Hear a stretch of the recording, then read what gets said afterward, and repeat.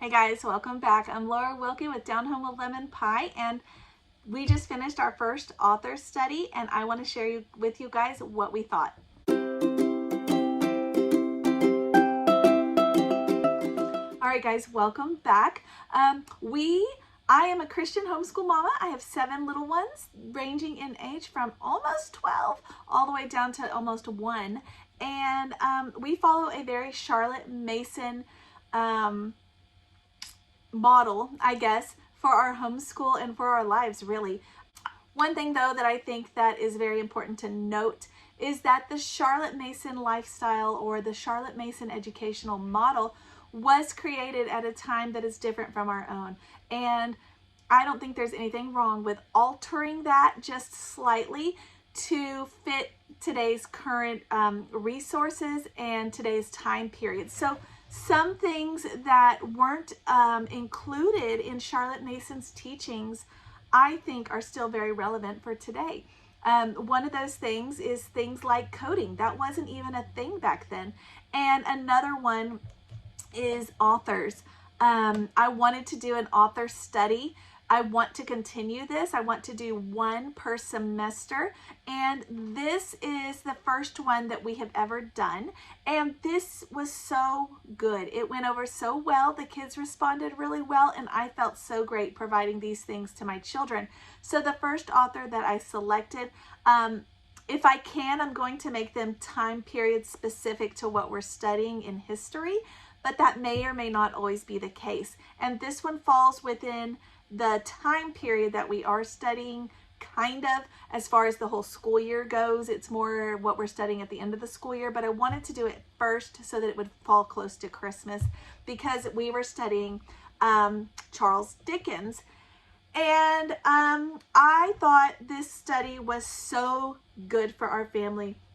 I learned so much about Dickens, and I noted in my homeschool curriculum video, which is linked below, that I was having to use Who Was Charles Dickens, because I wasn't able to find, this is a resource that needs to be created, but I was not able to find a book for children that was like this about Charles Dickens. And I do not really like the Who Was books. I have not found them to be adequate as far as agenda free. In the past, I have seen some things with this current agenda coming into these, and I do not like that.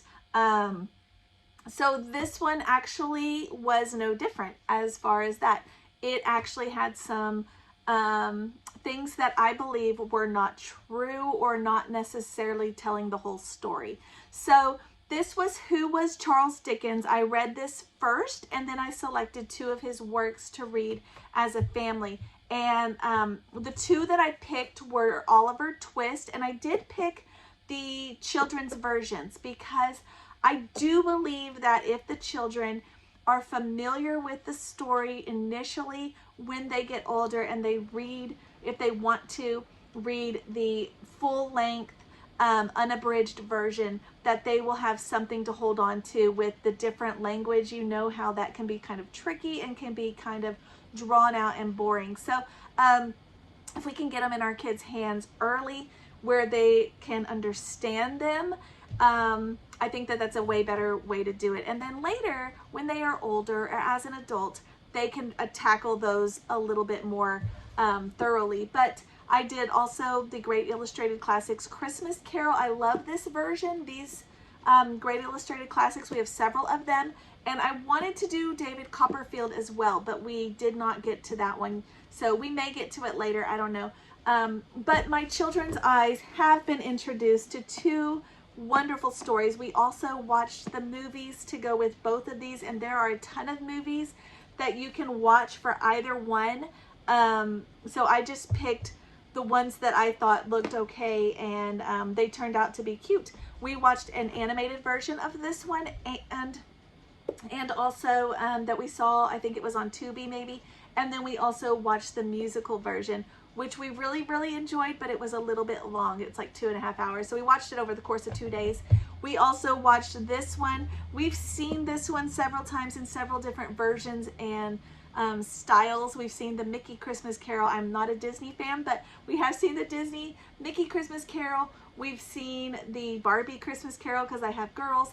We have also, the one that we chose, or my husband chose, was the Disney one with Jim Carrey. And it was a little spooky, especially in the beginning, especially for my little guys. So I am not a Disney fan. I don't like Disney. Most things put out by Disney I don't like, because there is that agenda attached to it. I thought this one would be a little different. We did notice that they did cut off one of the Christmas songs in the Disney version right before it said Christ our Lord. So that was interesting. Kind of right at the beginning, that's where they cut the little boy from singing. So interesting. But they did say the parts that referenced God that were actually in the writing of Dickens. So like when Tiny Tim says, "God bless us, everyone," that was still in there. So that was good, comforting. But yeah, let me skip back over to this Who Was book real quick to tell you guys, I did not find this encouraging when we read this first with the kids as far as Charles Dickens' life. This was my first introduction to him and his life, and things I found later after having read this contradicted what this said.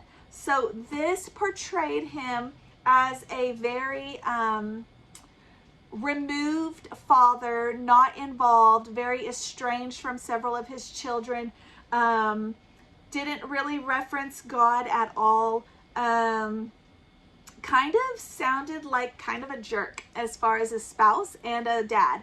And I was kind of taken aback by that because I didn't expect that.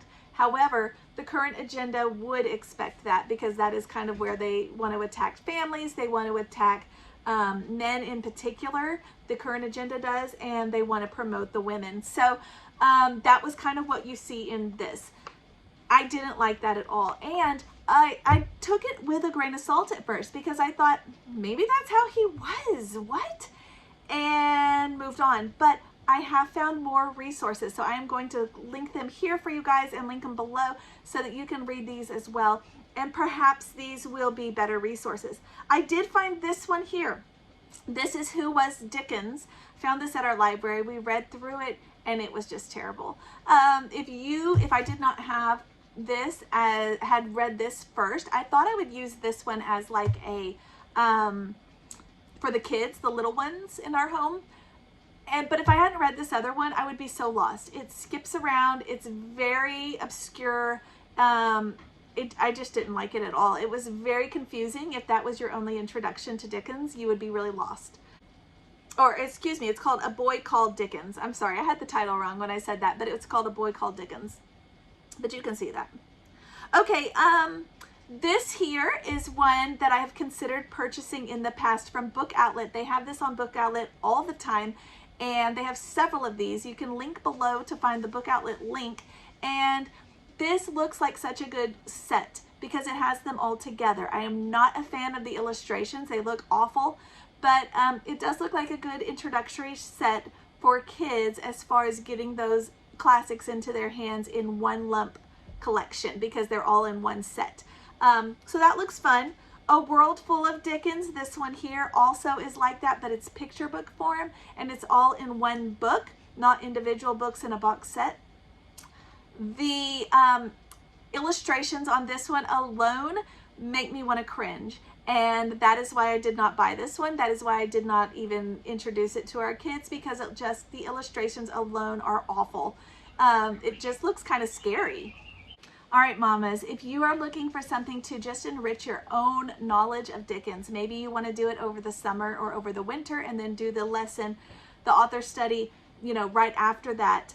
I think this one here looks like it's going to be a good, promising pick. It is God and Charles Dickens. Like I said, this one made him kind of sound not like a great guy. And I think this one, from what I understand, is going to be a much better choice. So I'm excited for my own self. I think I am looking into getting this one as well because it looks just really good. Just really good. I've read several things that talk about how his writing of Christmas Carol really kind of jump-started Christmas, you hear that as like the inventor of Christmas. because before that, from what we understand, people's giving to poor or giving to others in need was not there. It was very selfish, very within themselves and their own lives, and not so much as outside to others and charity, that kind of stuff. So for him to be such a bad guy, but to have that, it just doesn't match. So that is why I'm very about this one. But this one here looks good.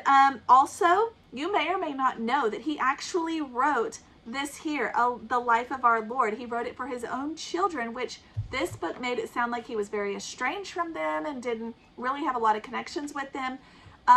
But apparently he had a relationship with Christ and wrote a book for his kids to pass down that knowledge and that faith with them. So that makes me really kind of question, again, this one. So The Life of Our Lord, I would love to get this one and read it in our own home, particularly right now around Christmas time, right after we've studied this, so that we can, you know, it's obviously going to be the Bible story, but just because it's from the same author that we've been studying might be fun. There are, obviously the best place to get the Bible story is from the Bible, but we do get the Bible stories from other books as well, and I think this would be a good one to add in right now. This one also, this one here looks really great as well. It is a Christmas Carol book and Bible study. I really want to do this one with my kids when they're just a hair older. I want to do it as a family, all of us together, and it goes through a little snippet of the story. So you get both. You get the story and then you get a Bible story or a Bible reference, devotional, whatever you want to call it, that goes along with that. And as a study, I think that would be so good to go through this book, whether it's chapter by chapter or whatever, theme by theme, however it's done, as a family, and really enrich our lives with this story.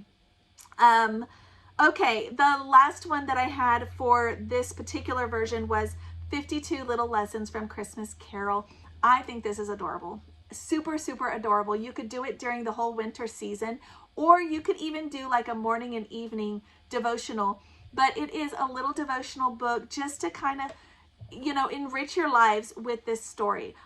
This one is actually on Book Outlet right now. I've seen it up there. There's another one that I think is Jane Austen. Maybe it might be, I think it's Jane Austen. I might be a little wrong, but there's another one like this, and it looks like it's going to be so good. So I also found these. These are graphic classics. I think these would be a good way to do it if you have boys. They're like a comic book, but they have all of the classic stories. I saw tons of them. I saw this one. I saw Oliver Twist. I'll just kind of cycle through several of them here, but they look like they're really good. The illustrations are a little bit iffy to me, but that might be because I'm a girl and I'm not into like that, I don't know, that tough kind of, oh, not even gory, but just that, I don't know how to describe it, but you know the illustration, you can see it here.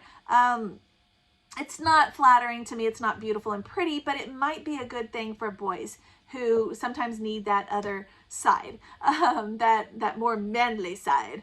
So anyway, that was our author study. It has gone, like I said, super, super great. I'm so excited to have done this with the kids. I'm glad that we were able to do this. I'm a little bit in that time period now. Like I said in my other video, I'm really wanting to like do a whole Charles Dickens Christmas time in our home, like the decor and the food, or like a Victorian Christmas time with the little oranges and the little cranberries hanging on the tree, just things like that in our home, the very simple foods.